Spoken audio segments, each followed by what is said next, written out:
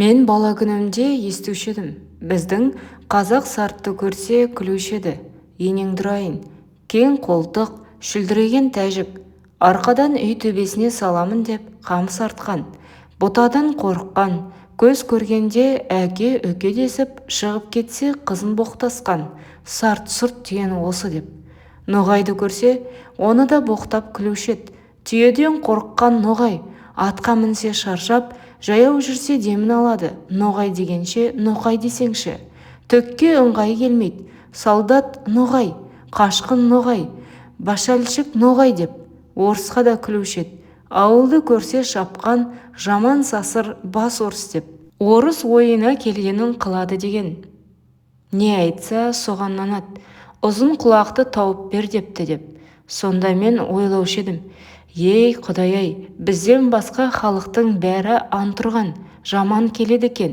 Ең тәуір халық біз екенбіз деп, әлгі айтылмыш сөздерді бір үлкен қызық көріп қуанып күлушім. Енді қарап тұрсам, сарттың екпеген егіні жоқ, шығармаған жемісі жоқ, саудагерінің жүрмеген жері жоқ, қылмаған шеберлігі жоқ. Өзіменен өзі әуре болып, біріменен бірі ешбір шаһары жауласпайды. Орысқа қарамай тұрғанда, қазақтың өлісінің ақыреттігін, тірісінің киімін сол жеткізіп тұрды. Әке балаға қимайтұғын малыңды кірелеп сол айдап кетіп тұрды ғой.